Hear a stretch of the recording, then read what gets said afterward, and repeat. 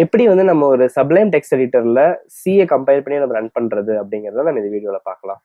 So முதல்ல நீங்க என்ன பண்ணணும் அப்படின்னா வந்துட்டு உங்க சிஸ்டமோட ஆர்கிடெக்சர் எதை பேஸ் பண்ணதுங்கிறது வந்து ஃபர்ஸ்ட் தெரிஞ்சுக்கோங்க. அது தெரிஞ்சுக்கிறதுக்கு ஒருவேளை நீங்க ஒரு விண்டோஸ் 7 சிஸ்டம் வச்சிருந்தீங்க அப்படின்னா உங்க மை கம்ப்யூட்டருக்கு போங்க. ஒருவேளை நீங்க இது வச்சிருந்தீங்க அப்படின்னா உங்க பிசிக்கு போங்க. அதாவது விண்டோஸ் 8 விண்டோஸ் 10 வச்சிருந்தீங்கன்னா திஸ் பிசில போயிட்டு நீங்க ரைட் கிளிக் பண்ணுங்க. அதுமாதிரி மை கம்ப்யூட்டர்ல போயிட்டு நீங்க ரைட் கிளிக் பண்ணீங்கன்னா அங்க ப்ராப்பர்ட்டிஸ்னு ஒரு ஆப்ஷன் இருக்கும்.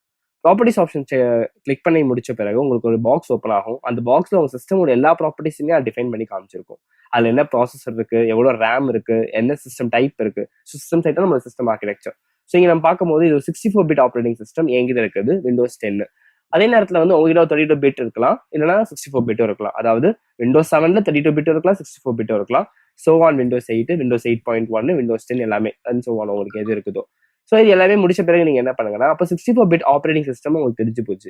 அப்போ நீங்க டவுன்லோட் பண்ண போற எல்லா செட்டப்புமே உங்களுக்கு எப்படி இருக்கணும்னா ஒரு 64 பிட் ஆப்ரேட்டிங் சிஸ்டம்ல ஒர்க் ஆகிற செட்டப்பா மட்டும் தான் இருக்கணும். அந்த ஃபைலை மட்டும் தான் நீங்க தேடி நீங்க டவுன்லோட் பண்ண வேண்டியது இருக்கும். ஸோ நேரா நீங்க போங்க, நேரா போயிட்டு குரோம் போகலாம். குரோம் போயிட்டு இப்போ எனக்கு வந்து சப்ளைம் டெக்ஸ்ட் எடிட்டர் டவுன்லோட் பண்ணணும். ஸோ சப்ளைம் டெக்ஸ்ட் அப்படின்னு போட்ட உடனே இங்க எனக்கு என்ன வந்துச்சுன்னா சப்ளைம் டெக்ஸ்டோட அந்த இது வந்துருச்சு. ஸோ நேராக போயிட்டு சப்ளைம் டெக்ஸ்ட் எடிட்டருக்குள்ள போறேன். அங்கே டவுன்லோட் ஆப்ஷன்ல ஓஎஸ்எக்ஸ், அதாவது உங்களுக்கு ஒரு மேக்கா இருந்துச்சுன்னா நீங்க ஓஎஸ்எக்ஸ் போகலாம், இல்லை விண்டோஸ் அது ஒரு போர்ட்டபிள் வெர்ஷன்லயும் இருக்குது. ஸோ விண்டோஸ் 64 பிட் வேணும்னாலும் இது பண்ணலாம், இல்லை லினக்ஸோட இது வேணாலும் நீங்க இது பண்ணலாம். ஸோ இப்போதைக்கு அந்த 64 பிட்னால என்ன பண்றேன்னா 64 பிட் வந்து கிளிக் பண்றேன். ஸோ எனக்கு வந்து இங்க என்ன ஆயிடும்னா 64 பிட் வந்து எனக்கு டவுன்லோட் ஆயிடும். ஆல்ரெடி எங்கிட்ட செட்டப் இருக்கிறதுனால இப்போதைக்கு நான் டவுன்லோட் பண்ணல. ஸோ 64 பிட் எனக்கு டவுன்லோட் ஆயிடும். நெக்ஸ்ட் அடுத்து என்ன பண்ணணும்னா வந்துட்டு இது ஒரு சாதாரண டெக்ஸ்ட் எடிட்டர் மட்டும்தான். அதாவது ஒரு நோட் பேட்ல நம்ம எப்படி டைப் பண்ணி சேவ் பண்ணுவோமோ அதே தான் இதுவும். எந்த ஒரு வித்தியாசமுமே கிடையவே கிடையாது. ஒருவேளை இந்த டெக்ஸ்ட் எடிட்டரை, அதாவது இது ஒரு நோட் பேட் மாதிரி இருக்கிற இந்த டெக்ஸ்ட் எடிட்டரை ஒரு சியை நீங்க கம்பைல் பண்ண நினைச்சாலோ இல்லை ஒரு C++ கம்பைல் பண்ணணும்னு நினைச்சாலோ உங்களுக்கு தேவை ஒரு கம்பைலர். அது எப்பவுமே அந்த கம்பைலரை வச்சு தான் அந்த சி ப்ரோக்ராமே கம்பைல் பண்ணி காமிக்கும். ஸோ அந்த கம்பைலரை நீங்க டவுன்லோட் பண்ணி ஆகணும். இந்த கம்பைலர் எல்லாமே வந்துட்டு ஒரு GCC டெக்னிக்ஸ்ல தான், GCC மெத்தட்ல தான் வந்துட்டு எல்லாமே வந்துட்டு கம்பைல் ஆகுது. ஸோ அந்த மெத்தட்ல அவங்க டவுன்லோட் பண்ற ஒரு கம்பைலர் தான் என்னன்னா மிங் W அப்படின்ட்டு. ஸோ mingw.org போங்க. mingw.org போயிட்டு அங்க உங்களுக்கு இந்த மாதிரி ஒரு ஸ்க்ரீன் வரும். அந்த ஸ்க்ரீன்ல நேரம் நீங்க போனீங்க அப்படின்னா டவுன்லோட்ஸ் அப்படிங்கிற ஒரு ஆப்ஷன் போங்க. டவுன்லோட்ஸ் ஆப்ஷன் போனீங்க அப்படின்னா வந்துட்டு நேரம் உங்களுக்கு எந்த மிங் வேணுமோ அந்த நீங்க எடுத்துக்கலாம். ஸோ டவுன்லோட் லேட்டஸ்ட் வெர்ஷன் அப்படின்னு நான் கிளிக் பண்றேன். ஸோ கிளிக் பண்ண உடனே எனக்கு இங்க என்ன ஆயிடும் அப்படின்னா வந்துட்டு mingw.org இது டவுன்லோட் ஆயிடும். பாத்தீங்களா, திருப்பி எனக்கு வந்தது. ஏன்னா ஆல்ரெடி என்கிட்ட வந்துட்டு இது இருக்குது. ஸோ அதனால வந்து நான் டவுன்லோட் பண்ணிடுவேன். ஸோ இப்போ என்கிட்ட வந்து ரெண்டுமே டவுன்லோட் ஆயிடுச்சு. ஸோ இப்போ எனக்கு டவுன்லோட் ஆன பிறகு நான் என்ன பண்ணணும் அப்படின்னா வந்துட்டு அதை கொண்டு போய் நான் வந்து இன்ஸ்டால் பண்ணணும். ஸோ இன்ஸ்டால் பண்றதுக்கு நேராக போறேன். உள்ள போயிட்டு செட்டப் டவுன்லோட்ஸ் போயிட்டு இருக்கு பார்த்தீங்களா, எனக்கு வந்துட்டு first sublime text editor. So sublime text editor building எனக்கு டவுன்லோட் ஆயிரும். இடத்துல வந்து அடுத்து எனக்கு தேவை மிங்கு. ஸோ மிங் பார்க்க உங்களுக்கு எப்படி இருக்கும் இது ரெண்டுமே. இப்போ ரெண்டுமே டபுள் கிளிக் பண்ணி நான் வந்துட்டு இன்ஸ்டால் பண்ணிடலாம். இப்போ நான் ரெண்டுமே பார்த்த மாதிரி இப்போ நம்ம என்ன பண்ணலாம்னா சப்ளைம் டெக்ஸ்ட் எடிட்டர் நான் வந்து டபுள் கிளிக் பண்றேன். ஸோ அது வந்து இன்ஸ்டால் பண்ணிட்டு கேட்குறது நான் எஸ் கொடுக்குறேன். எஸ் கொடுத்தோன்னே அது டயலாக் பாக்ஸ் நெக்ஸ்ட் கொடுங்க. அப்புறம் எந்த இடத்துல டவுன்லோட் பண்ணணும் அப்படிங்கிற விஷயத்த இது கேட்கும். ஸோ ப்ரோக்ராம் ஃபைல்ஸ்ல சப்ளைம் டெக்ஸ்ட் எடிட்டர் டவுன்லோட் பண்ணு அப்படின்ட்டு. ஸோ அவ்வளோதான், நெக்ஸ்ட் கொடுத்துருங்க, இன்ஸ்டால் கொடுத்துருங்க. ஸோ இப்போ எனக்கு சப்ளைம் டெக்ஸ்ட் எடிட்டர் வந்துட்டு டவுன்லோட் ஆரம்பிச்சிடும். டவுன்லோட் ஆரம்பிச்சோன்னா ஃபினிஷ், அவ்வளோதான். ஸோ இப்போ பார்த்தீங்கன்னா எனக்கு நான் வந்துட்டு இங்கே சப்ளைம் டெக்ஸ்ட் எடிட்டரை நான் வந்துட்டு காமிக்கலாம். நம்மளோட பழைய ப்ரோக்ராம் அடிச்சு வச்சுருக்குது இது காமிக்கும். ஸோ ப்ராப்ளம் இல்லை சாதாரணமாகவே. ஸோ இது முடிச்சாச்சு. இப்போ நம்ம சப்ளைம் டெக்ஸ்ட் எடிட்டரை இப்போ நம்ம டவுன்லோட் பண்ணிட்டோம். அடுத்தது ப்ராப்ளம் தான் இங்கே நம்மளுக்கு இருக்கிறது mingw செட்டப். இந்த மாதிரி உங்களுக்கு ஒரு ஸ்க்ரீன் வரும். நேராக போங்க, இன்ஸ்டால் பண்ணுங்க, இன்ஸ்டால் கண்டினியூ கொடுங்க. சரியா? ஸோ அவங்க என்ன சொல்றாங்கன்னா ஆல்ரெடி அங்கே ஒரு காப்பி இருக்குது, அதாவது நான் ஆல்ரெடி ரன் பண்ணி இன்ஸ்டால் பண்ணி வச்சிருக்கேன். ஸோ வந்து நான் இந்த இடத்துல வந்து நீங்க கண்டினியூ கொடுத்தோன்னே அது இன்ஸ்டால் ஆயிடும். இந்த இடத்துல நான் ஆல்ரெடி பண்ணியிருக்கனால நான் ரீஇன்ஸ்டால் தரேன். ஸோ ரீஇன்ஸ்டால் கொடுத்தோன்னா அது என்ன ஆகும் அப்படின்னா வந்துட்டு இருக்கிற mingw செட்டப் என்ன ஆகும்னா திரும்பி முதல்ல இருந்துட்டு ஃபுல்லாகவே இன்ஸ்டால் ஆக ஆரம்பிக்கும். ஸோ இது நான் ஃபுல்லாக இன்ஸ்டால் ஆகி முடிச்சிட்ட பிறகு இப்போ நான் வந்து என்ன பண்றேங்கிறத மட்டும் பாருங்க.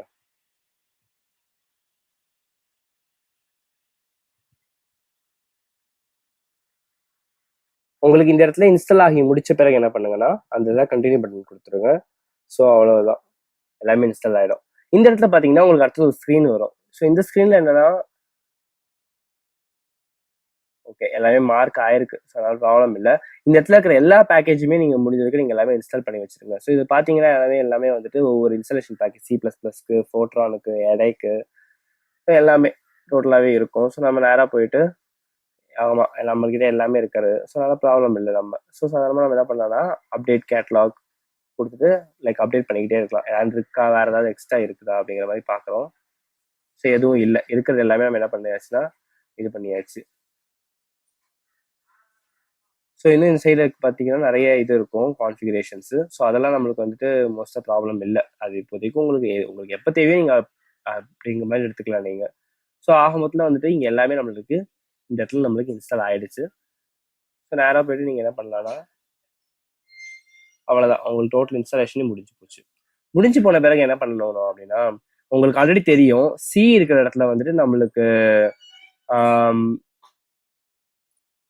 மிங் டபிள்யூ இந்த இடத்துல தான் உங்களுக்கு வந்துட்டு டவுன்லோட் ஆகி இருக்கு. இந்த இடத்துல ஃபுல்லாக டவுன்லோட் ஆகிட்டு இருக்குது, சரிங்களா? ஸோ இந்த இடத்துல நம்ம டவுன்லோட் ஆகிட்டு இருக்கிறதுனால நம்ம என்ன பண்ணலாம்னா இந்த இடத்துல பின் இருக்குல்ல, ஸோ இந்த பின்ல தான் வந்துட்டு உங்களுக்கு இருக்கிற எல்லா ஃபைல்ஸுமே இங்கே தான் இருக்கும்.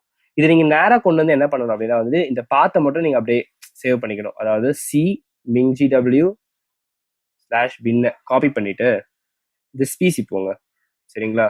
திஸ் பிசி போயிட்டு ப்ராப்பர்ட்டிஸ் போயிட்டு அங்கே அட்வான்ஸ் சிஸ்டம் செட்டிங்ஸ்னு ஒரு ஆப்ஷன் இருக்கும், அதை கிளிக் பண்ணீங்கன்னா என்விரான்மெண்ட் வேரியபிள்ஸ்னு ஒன்று இருக்கும். அங்கே போனீங்கன்னா பாத்துன்னு ஒரு ஆப்ஷன் இருக்கும் கீழே, அதை டபுள் கிளிக் பண்ணீங்கன்னா அங்கே இருக்கிற எல்லா பாத்ஸுமே இருக்கும். நீங்கள் Windows 7 யூஸ் பண்ணுறீங்கன்னா உங்களோட பாத் டயலாக் பாக்ஸ் வந்துட்டு ஹரிசாண்டலாக இருக்கும். அதாவது இது முடிச்சுட்டு செமிகோலன் போட்டு அடுத்த லைன் வரும். நீங்கள் அதை கிளிக் பண்ணி கடைசிக்கு போயிட்டு நீங்கள் என்ன பண்ணுங்கன்னா இப்போ இந்த லைன் இங்கே இருக்கு, நான் திருப்பி இந்த இடத்துல நான் பேஸ்ட் பண்ணுறேன். அதாவது இந்த இடத்துல எல்லாத்தையும் கிளியர் பண்ணிட்டு திருப்பி பேஸ்ட் பண்ணுறேன். ஸோ அந்த காப்பி பண்ண அந்த பாத்தை கொண்டு வந்து நீங்கள் இங்கே ஸ்டோர் பண்ணிட்டீங்க அப்படின்னா இங்கே இருக்கிற எல்லா லோக்கல் டிஸ்க்குமே வந்து இந்த பாத்து வந்துட்டு போய் காப்பி ஆகிடும். அதாவது அப்போ நீங்கள் ஒவ்வொரு தடவையும் நீங்கள் வந்துட்டு கம்பைல் பண்ணி ரன் பண்ணும் போது நீங்கள் பார்த்து மாற்ற வேண்டாம். செட் பாத் கொடுத்து கமெண்ட் ரவுண்ட் போயிட்டு நீங்கள் மாற்ற தேவையில்லை. அதுக்கு போல நீங்கள் என்ன பண்ணலாம் அப்படின்னு பார்த்துக்கிட்டீங்கன்னா டேரெக்டாகவே இங்கே இருக்கிற பாத்தை வச்சு நீங்கள் வந்து கொடுத்து முடிச்சிடலாம்.